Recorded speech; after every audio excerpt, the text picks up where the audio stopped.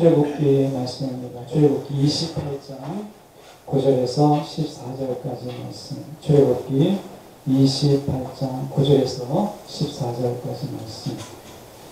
혹시 구약성경을 찾으실 분들은 구약성경 124쪽의 말씀입니다. 제가 봉독합니다.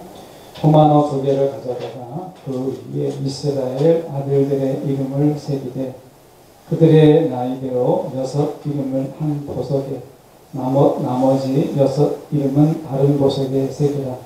보석을 새기는 자가 도장에 새김같이 너는 이스라엘 아들들의 이름을 그 2 보석에 새겨 금태에 물리고 그 2 보석을 에봇의 2 어깨 바지에 붙여 이스라엘 아들들의 기념 보석을 삼되 아론이 여호와 앞에서 그들의 이름을 그 2 어깨에 메워서 기념이 되게 할지며 너는 금으로 패를 만들고 순금으로 녹근처럼 2 사슬을 닦고 그 땅 사슬을 그 태에 달지니라. 아멘. 오늘 이 말씀 가지고 잘 만든 옷이 사람을 만든다 라는 제목으로 함께 말씀을 나누기로 합니다. 잘 만든 옷이 사람을 만든다. 아마 여러분 한두 번 정도 들어보셨죠. 옷이 날겠다 라는 이야기. 제가 양복 중에 35,000원짜리 양복이 있어요. 세부조원에 가면 바지가 15,000원, 옷들이가 20,000원이에요. 근데 이제 짝이 맞춰져 있지 않아요. 그러니까 이제 세일할 때 보통 이제 수요일, 화요일 이렇게 세일을 하는데 딱 가서 내가 재빠르게 가가지고 바지를 딱 골랐는데 옷이 비슷한 게 있는데 딱 맞춰봤더니 딱 한 벌이 되더라고요. 그래서 35,000원짜리 양복이 있어. 제일 싼 거고요. 그 전에 한번 이렇게 홈플러스에서 크게 했는데 막 잡아서 10,000원씩이에요. 근데 옷하고 잘 안 맞아가지고 약간 언밸런스가 났는데 그게 20,000원짜리. 그러니까 35,000원짜리의 양복 하나를 맞출 수 있죠. 근데 제일 비싼 옷은 제가 무슨 돈이 있겠어요. 근데 이렇게 저를 또 사랑해 주시는 분들이 옷을 하나 딱 한 번 맞춰준 적이 있는데 꽤 비쌌어요. 150수짜리 이렇게 해서 100만 원 정도 되는 옷인데 제 가진 옷 중에서는 제일 비싸요. 양복 중에서는. 근데 확실히 150수 양복을 딱 입으면 벌써 손길이 틀려요. 근데 그 양복이라고 하는 것이 항상 입을 수 있는 게 아닙니다. 그러니까 늘 입는 건 아니에요. 그런데 이렇게 옷을 이렇게 보면 옷이 날겠다라는 이야기를 하잖아요. 한 목사님이 자기가 목회를 하는데 양복도 한 번도 없고 안 입고 넥타이도 안 매고 설교를 하시는 거예요. 그래서 제가 그분이 왜 그렇게 하는가 하고 이제 찾아봤어요. 찾아봤더니 그분 직원이 무엇이냐면 그냥 늘 동네 아저씨처럼 편안하게 이 편안한 걸 굉장히 이분은 강조하시는 분이어서 그냥 격식을 갖추지 않고 편안하게 동네 아저씨처럼 동네에 지나가는 할아버지가 이야기하는 것처럼 이렇게 이야기하는 걸 좋아하셔서 그분은 평생 양복도 안 입고 넥타이도 안 하고 그냥 어떻게 편한 옷 차림으로 설교하시는 굉장히 유명한 분이 계세요. 지금은 이제 은퇴하셨는데 우리가 그 나름대로 의미가 있죠. 근데 오늘 본문을 저희가 볼 때 대제사장은 하나님께서 옷을 지어 주셨다라고 하는 것입니다. 이 부분을 어떤 의미가 있느냐, 이 시대에 옷을 입는다라는 것이 어떤 의미가 있는가라는 부분을 저희가 한번 본문의 말씀을 살펴볼 해요. 제가 읽은 책 중에 정승희라고 하는 원래 PD입니다. 작가가 쓴 책 중에 아마존은 옷을 입지 않는다 라는 책이 있어요. 아마존은 옷을 입지 않는다. 이분이 아마존에 들어가서 아마존에 있는 부족들을 촬영하고 영상을 만드는 일을 해요. PD, 다큐 PD인데 이분이 이제 한 번은 신구라고 하는 부족을 가는데 우리가 아마존에 봤잖아요. MBC에서 했던 것도 보셨을 거 아니에요. 보면 이렇게 이제 남자들 같은 경우는 새끼줄로 허리만 딱 줄로 하나 차고 이제 칼을 차고 다니기 위해서 이제 몸에 아무것도 안 걸치고 그냥 가운데 허리에 줄 하나 메고 있는 거예요. 아무것도 안 걸치고.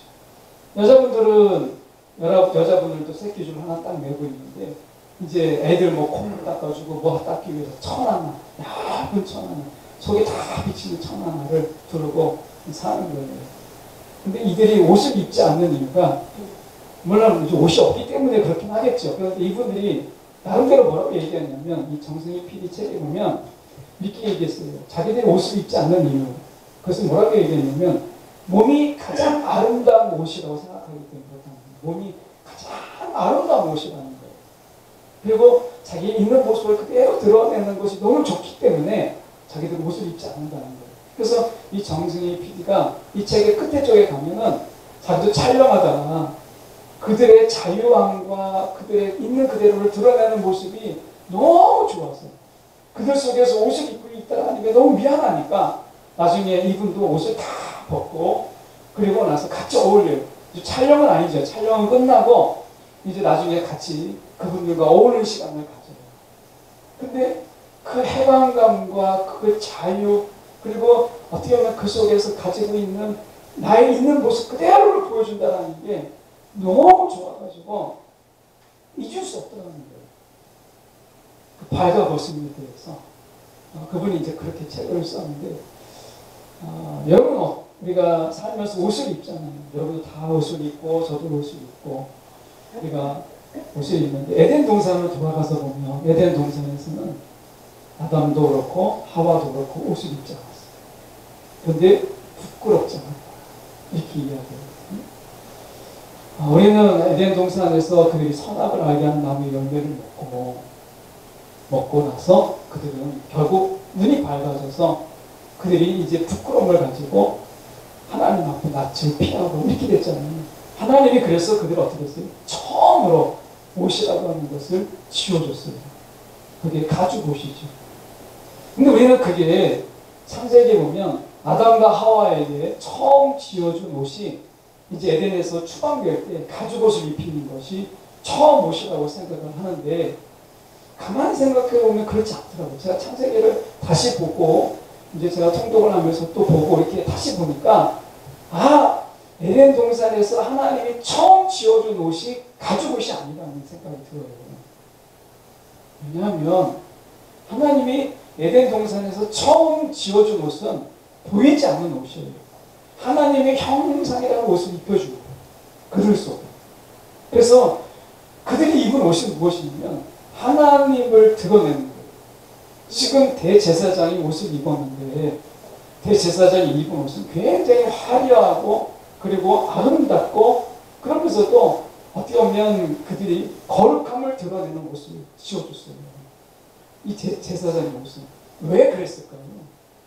사람은 옷을 다 벗어서 있는 모습 그대로를 다 드러내는 게 좋잖아요.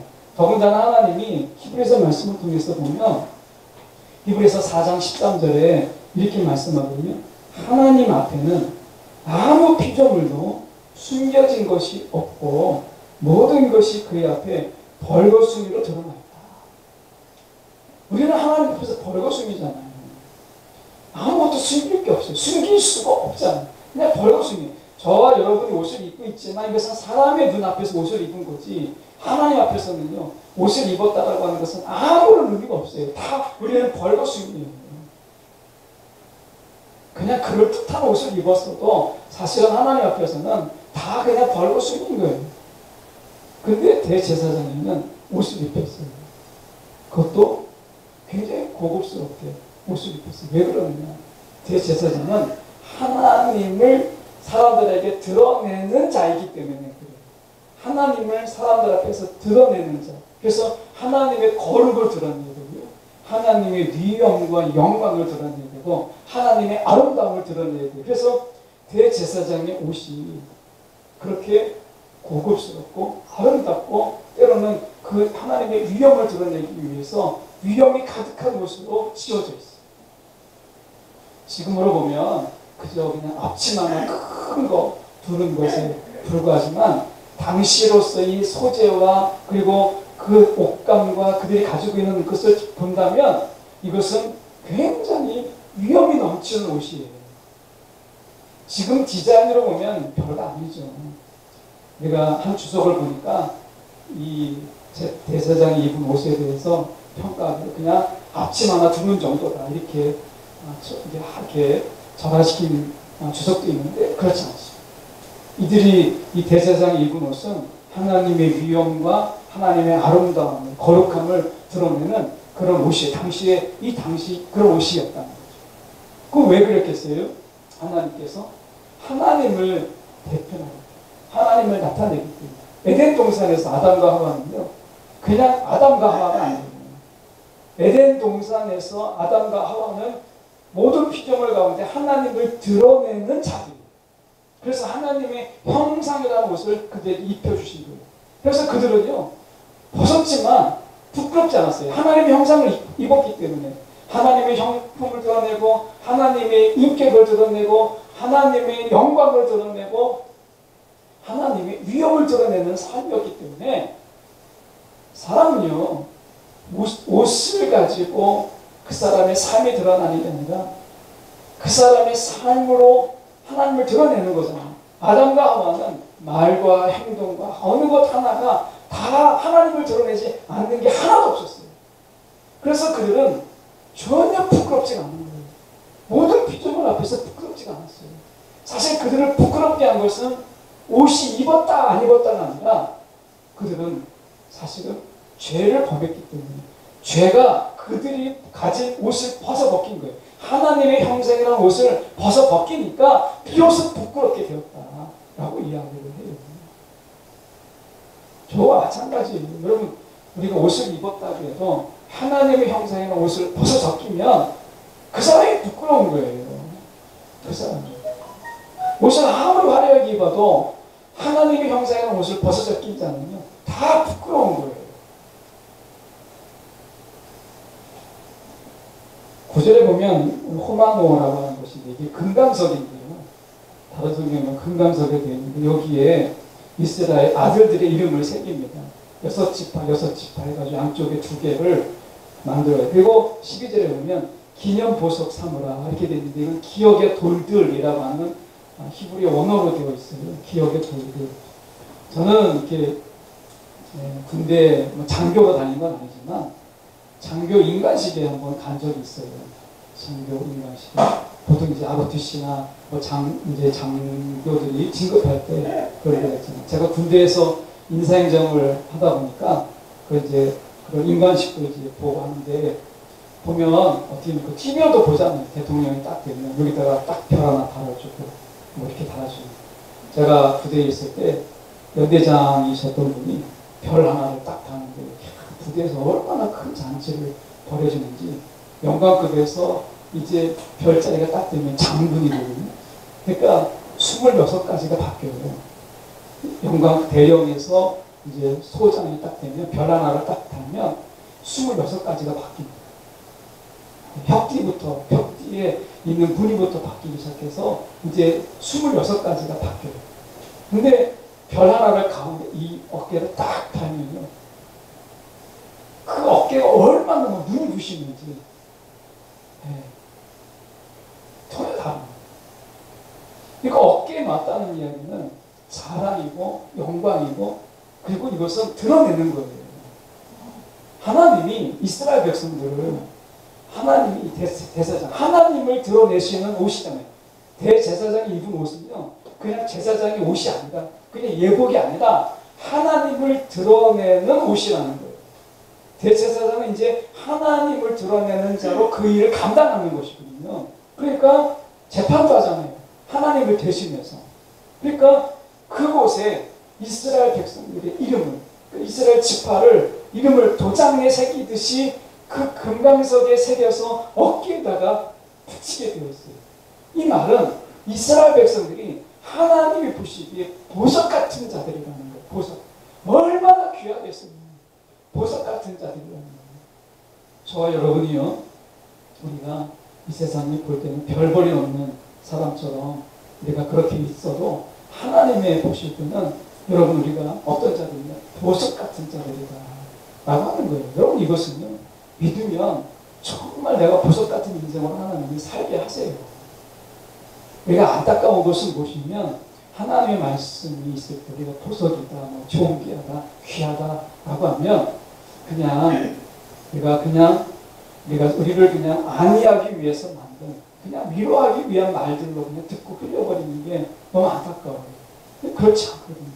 이 하나님의 말씀을 내가 아멘하고 내 마음에 새기면 하나님의 그 인생으로 정말 그렇게 만들어 주시는 거예요. 그리고 하나님이 우리를, 이스라엘 백성들을 보석으로 여기셨단 말이에요. 보석으로. 이 호만 위에 새겼다는 이야기는 하나님의 마음에 새겼다는 거잖아요. 그 하나님이 얼마나 귀하게 이스라엘 백성들을 보셨다는 거예요. 자기를 드러내는, 하나님을 드러내는 그 어깨에, 가장 눈에 띄는 그 어깨에 이스라엘 사람, 이스라엘 지파의 이름을 적었다는 거예요. 그러니 이스라엘과 이제 하나님은 뗄 수 없다. 이스라엘이 하나님의 영광이다. 이걸 드러내는 거잖아요. 부끄러우면 어깨도 어떻게 그 이름을 쓰겠어요. 그런데 출애굽기를 가만히 읽어보면 아마 창세기 출애굽기를 많이 읽어보시잖아요. 이스라엘이 내세울 게 뭐가 있어요? 있어요. 말도 지질이 안 듣죠. 하나님께 불순종하기는 한두 번이 아니죠. 그렇다고 고집은 또 엄청 세요. 그런 이스라엘 백성들이잖아요. 지금 28장인데 32장 가면 또 하나님을 저버리고 그들이 어떻게 해요? 황금 송아지를 만드는 그런 우상을 만들었잖아요. 이게 얼마 안 돼요. 이게 28장인데 32장에 가면 황금 송아지를 만들거든요. 앞에 28장인데 앞에 보면 또 어떡합니까? 14장, 15장에 막 하나님을 노래했다가 막 16장, 17장 가면 하나님을 막 원망하고 불평하잖아요. 그게 지금 이스라엘 백성입니다. 출애굽기 20장에 가면 하나님이 언약을 맺으시는데 28장입니다. 28장 오기까지 이스라엘 백성인데 또 연약함을 드러내잖아요.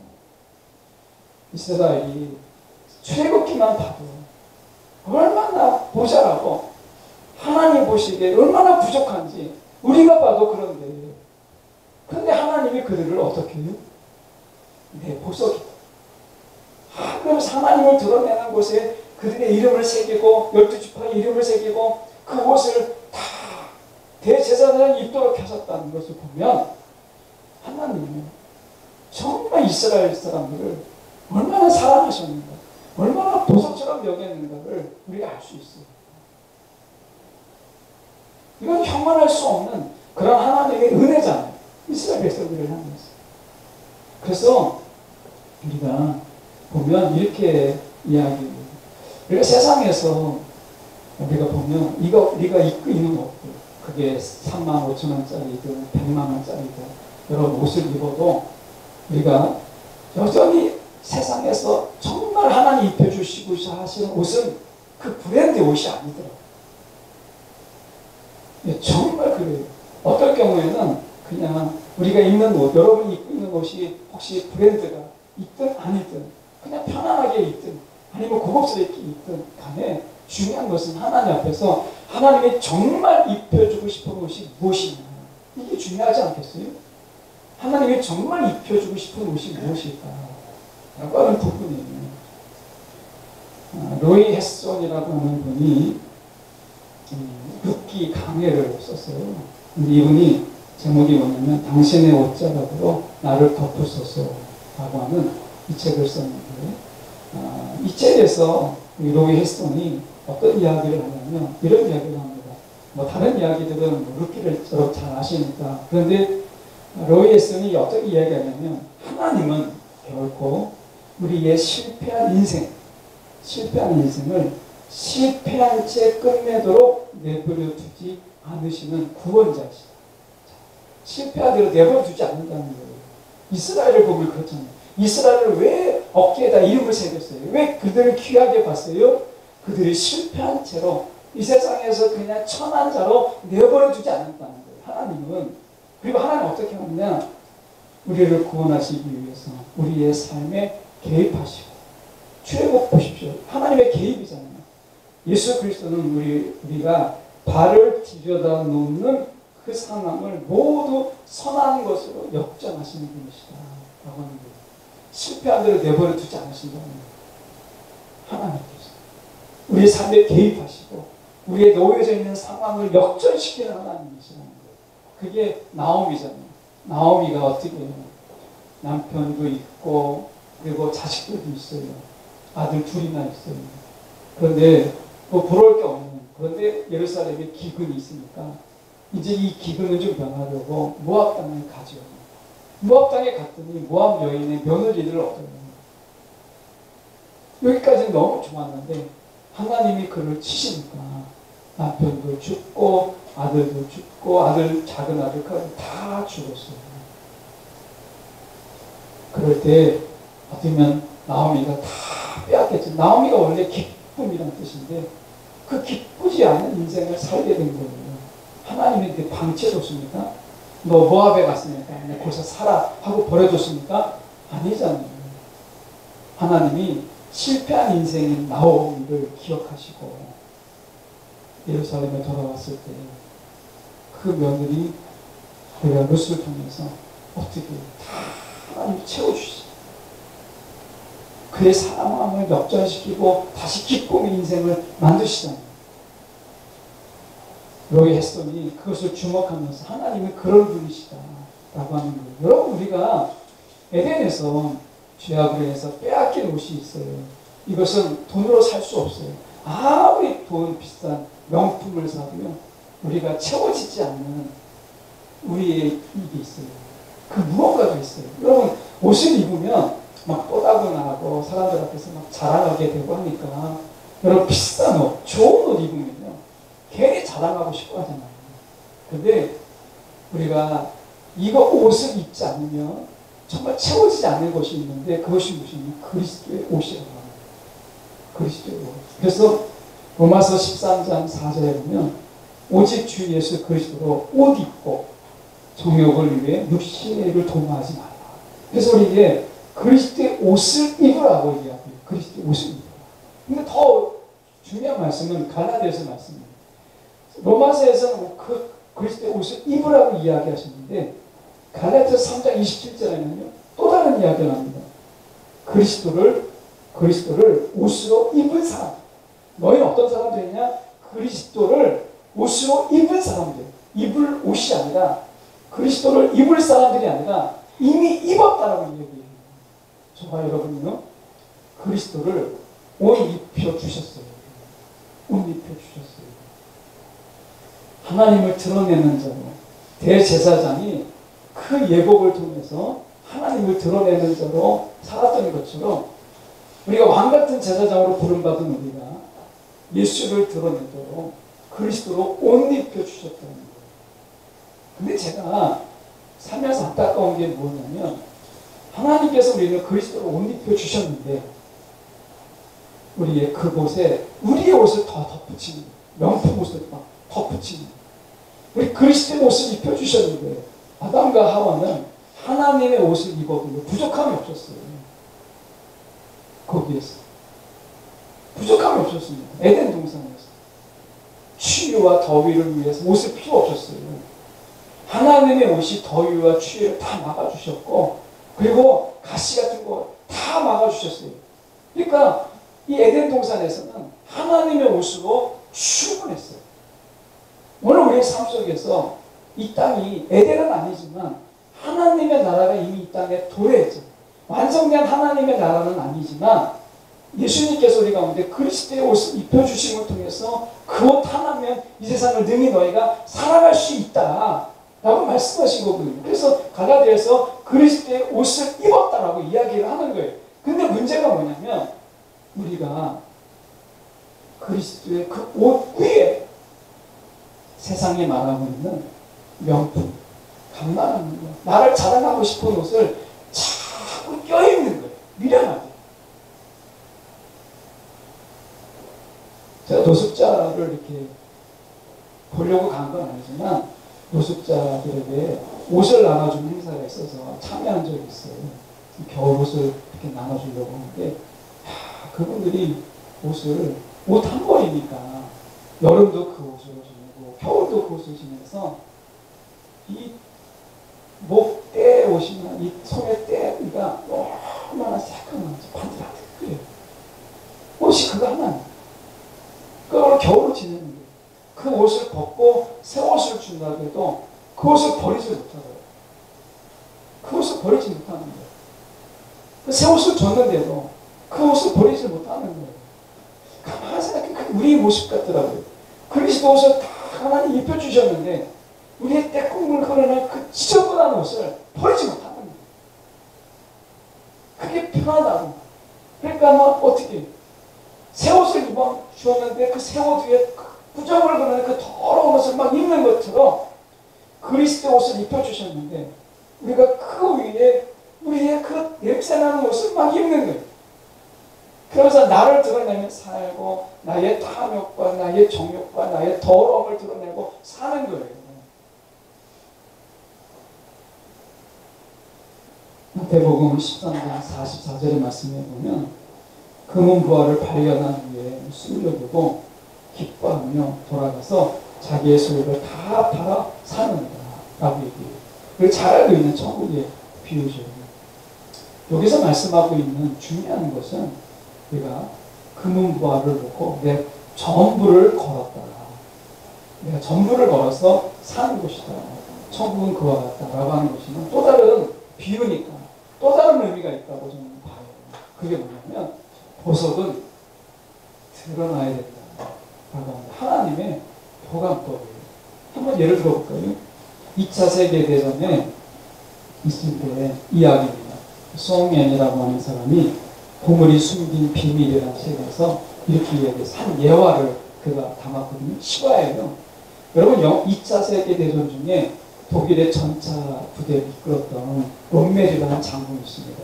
이분은 정말 전차 부대에서 탁월한 지략가이고 전략가잖아요. 영화로도 몇 번 나왔어요. 롬멜 장군. 이 롬멜이 이 많은 전쟁의 승리를 거두면서 약 90상자 정도 되는 금은 부활을 약탈을 했어요. 90상자. 놀라지도 않아요. 90개가 아니라 93자가 아니고 93자의 금은 부활을 약탈을 했어요. 근데 이 롬멜이 이제 독일이 패전이 가까워지니까 아무리 생각해도 독일이 이제 패전이 짙어지니까 야, 이거 독일이 지게 생겼거든요. 2차 대전에. 독일이 실제로 졌잖아요. 그래서 롬멜이 어떻게 했냐면 서대원들을 모집해가지고 차량을 20대로 나눴어요. 이 부활을, 금은 부활을 93자 되는 것을 차량을 20대에 나눠가지고 이걸 숨겨라. 그래서 이 소대원들이 어디로 갔냐면 사막으로 갔어요. 사막으로. 막 사막을 질주해가지고 사막 어딘가에 이 차량 20대 되는 93자의 금은 부활을 땅에다 숨겼어요. 소대원이 그것까지 성공을 한 거예요. 근데 소대원이 이제 돌아와야 되잖아요. 돌아오는 중에 영국군에게 들킨 거예요. 비행기에 들키고 영국군에게 들킨 거예요. 그래서 이 소대원이 완전히 물살됐어요. 한 사람도 살아남은 사람이 없는 거예요. 소대원이. 그러니 금은 부활을 숨겼는데 숨긴 곳을 아무도 아는 자가 없는 거예요. 롬멜도 모르는 거예요. 결국에는 지금까지 독일의 수많은 사람들이 그 사막을 헤맸지만 지금도 발견되지 못했다는 거예요. 사람은요, 금은 부활가 있으면 숨겨요. 감추어요. 근데 하나님의 방법은 그렇지가 않아요. 아까 얘기했지만 금은 부활을 발견하면 내 전 재산을 팔아서 그것을 사서 금은 부활을 드러내는 거예요. 하나님은요, 하나님의 금은 부활의 보관법은 무엇이냐? 우리는 숨기죠. 남이 보지 않도록. 금고에 숨기고 그것도 마음에 안 들면 더 깊은 곳에 막 숨겨요. 그런데 하나님은요, 금은 부활가 있으면 드러내세요. 이게 천국의 비유의 또 다른 의미예요. 그래서 어떻게 해요?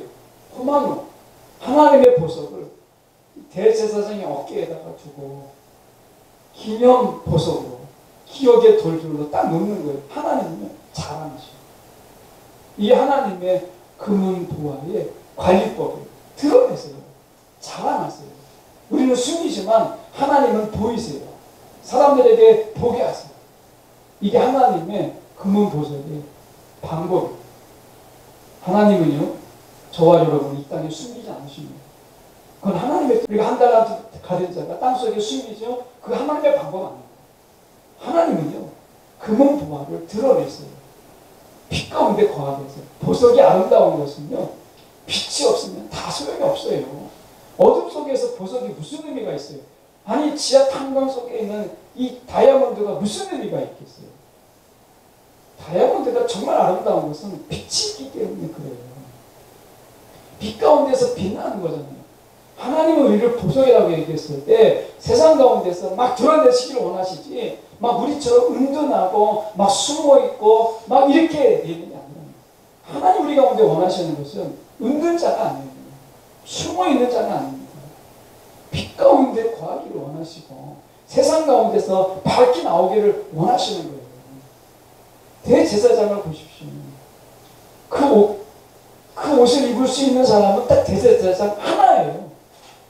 어디 가든지 행실이 드러나게 되고 어디 가든지 하나님의 성품이 드러나게 되는 거예요. 자신은 죽고 하나님만을 드러내는 옷, 이게 대제사장의 옷이에요. 그리스도의 옷도 마찬가지예요. 왜 그리스도의 옷을 입혀요? 옷이라고 하는 것은요, 대제사장의 옷은 나는 죽고 하나님을 드러내는 것처럼 그리스도의 옷은 나는 죽고 그리스도를 드러내는 것입니다. 이 옷을 입혀주셨다는 거예요. 어디게? 빛 가운데서, 세상 가운데서 그렇게 드러내라는 거예요. 제가 초등학교 2학년 때 제 성적표를 우연하게 발견한 적이 있어요. 초등학교 2학년 때 보관하려고 보관한 게 아니라 어디 처박혀 있던 거죠. 그래도 보니까 제가 초등학교 2학년 때 제 생활기록부에 보니까 뭐라고 되어 있냐면 발표력이 극히 부족하고 그리고 사람들 속에서 드러나지 않는 거고 숨은 자처럼 이렇게 되어 있어요. 그러니까 그 초등학교 2학년 때는 정말 말도 못했던 것 같아요. 제가 생각해 볼 때 말 주변도 없고 말도 제대로 못하고 뭐 쭈삣쭈삣하고 이런 거죠. 사람 앞에 나서기를 꺼려하고 이렇게 되어 있어요. 그런 하나님, 그런 자를 하나님께서 이렇게 앞에 서게 하고 여러분 앞에 서게 하고 사람들 앞에 서게 하고 하는 이유가 무엇이겠어요? 하나님이 귀한 자는 세상에서 드러내시는 것이 하나님의 보관법이기 때문에 그래요. 여러분이 있는 곳에서 리더십을 발휘하세요. 여러분이 있는 곳에서 영향력을 발휘하세요. 선한 영향력을 발휘하시고 선한 능력을 발휘하세요. 은둔 많고 숨어있고 우리가 어둠 속에 거하는 것은 하나님의 보관법이 아니에요. 우리는 다 하나님의 보석이잖아요. 하나님의 보석은 하나님은요 빛 가운데서 더 빛나게 하기 원하시는 것이 하나님이 보석을 관리하는 하나님의 보관법이에요. 그래서 그리스도를 옷 입히는 거예요. 나를 드러내지 않고 내가 예수를 자꾸 드러내도록 그리스도 옷을 입히는 거예요. 여러분 내가 그리스도입니다. 숨길 필요가 없어요. 이건 하나님의 보관법이 아니에요. 내가 그리스도입니다. 내가 이야기하는 게 중요한 거예요. 숨길 필요가 없어요. 하나님은 숨기시지도 않아요. 하나님. 어떻게 하나님이 드러내는 걸 우리가 숨길 수 있어요? 안 되죠. 그래서 제가 한번 말씀드렸잖아요. 은행에 가서 막 사시려고 갔더니 은행원이 아이고 목사님이시죠 하는 말에 그냥 아무 말도 못하고 왔다고. 여러분 똑같아요. 저만 그런 게 아니라 여러분도 하나님이 여러분이 그리스도인 것을 다 드러냈어요. 이게 하나님의 기쁨이고 하나님의 즐거움인데요. 하나님이 하시는 걸 어떻게 여러분이 막을 수가 있어요? 하나님의 보석은 드러내시는 것이 하나님의 보관법이라면 막을 수가 없는 거예요. 그렇기 때문에 내가 그리스도인 것을 오히려 드러내고 내가 그리스도인을 드러내기 위해서 여러분 내가 빛 가운데 거하는 것이 훨씬 더 중요한 거예요. 이게 더 지혜예요. 오늘 여러분 어떻게 사십니까? 오늘 마가복음 4장 22절에 이런 말씀이 있습니다. 드러내지 않고는 숨긴 것이 없고 나타내려 하지 않고는 감추인 것이 없느니라 라는 말씀이 있습니다. 이 말씀의 뜻은 결국 숨겨둔 것은 드러나고 감추어둔 것은 나타나기 마련이다 라는 뜻이거든요. 여러분 우리가 그리스도를 우리 안에 두셨는데 어떻게 숨길 수가 있겠어요? 하나님이 그리스도를 우리 안에 두셨는데 그걸 어떻게 우리가 숨길 수 있어요? 안 돼요. 그건 기적이에요. 근데 하나님이 이런 기적을 허락하지 않았어요. 그리스도가 내 안에 있다면 여러분 드러날 수밖에 없어요.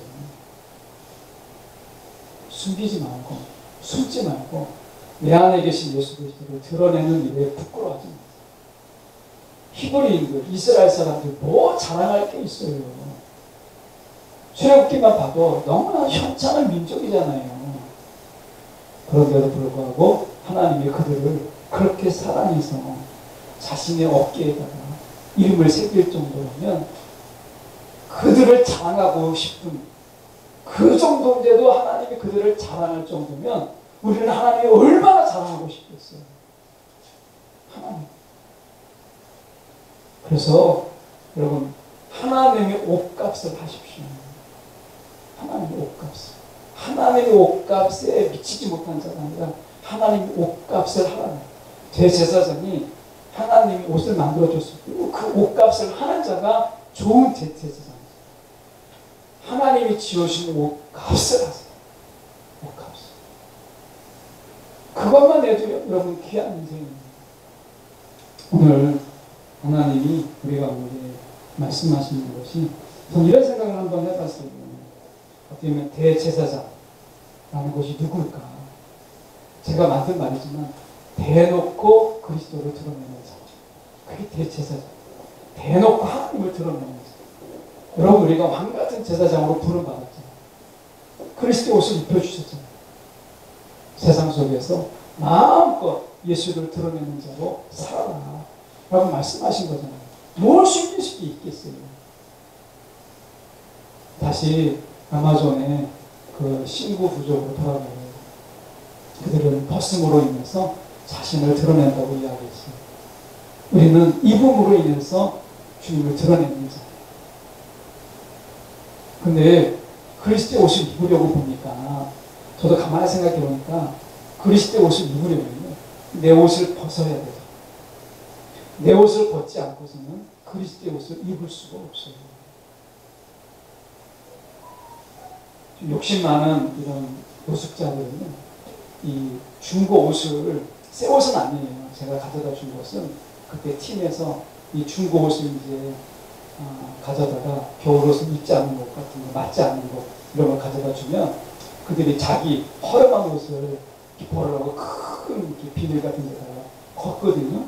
근데 안 내놓는 거예요. 그 옷을. 제가 그때 깨달은 게, 야, 내 옷을 버려야 그리스도의 옷을 입는 거구나. 이 생각을 가졌어요.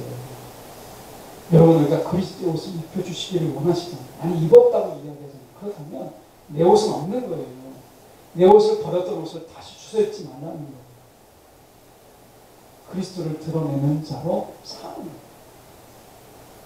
이 얼마나 귀한 은혜예요. 우리가 뭐라고?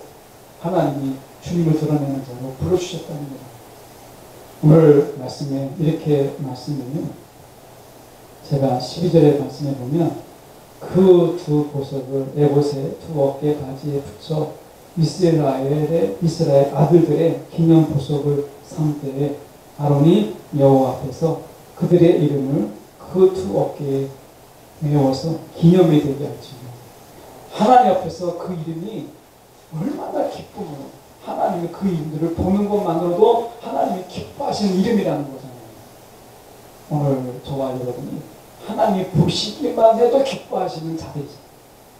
하나님이 우리 이름을 아시고 우리를 기억하시는 것만으로도 하나님이 그냥 그렇게 행복한 거예요. 우리가 그런 자들이라는 거죠. 근데 뭐가 감춰요? 여러분, 내가 그리스도에 있는 것을 자랑하세요. 나는 그리스도입니다. 자랑하세요. 내 삶의 꼬라지가, 내 사는 꼬라지가, 내 형편이, 내 사는 이런 행동들이 참 부족함이 많은데 괜찮아요. 오히려 자랑함으로 인해서 그렇게 살게 하시는 것이 하나님의 방법이에요. 그리스도인을 자랑하지 않기 때문에 그리스도인답지 않은 거예요.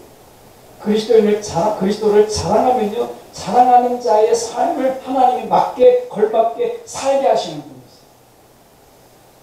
오늘, 여러분, 루스 보세요.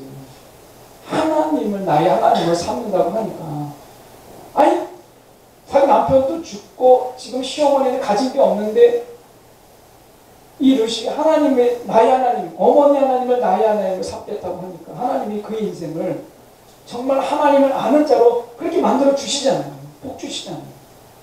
여러분, 그리스도를 부끄러워하면 그렇게 부끄러운 인생을 살게 하세요. 그리스도를 자랑하면 그리스도를 자랑에 걸맞는 삶으로 이끌어 주시는 거예요. 여러분, 우리가 뭐 부끄러워할 게 있어요? 하나님 나를 자랑하시는 거예요. 여러분, 오늘 저와 여러분이 하나님 안에서 나온 보석이다. 근데 보석의 보관법이 하나님은 숨기는 게 아니고 보석함에 넣는 게 아니라 세상 속에서 빛 가운데서 더 빛나게 하는 것이 하나님의 보관법이다. 기억하시고 여러분, 그리스도를 여러분 자랑하세요. 내가 그리스도임을 자랑하세요.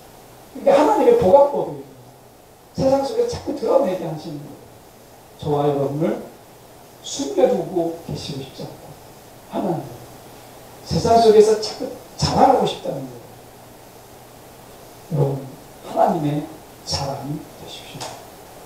그런 이제 삶, 저와 여러분들을 가지고 소망합니다. 기도하겠습니다.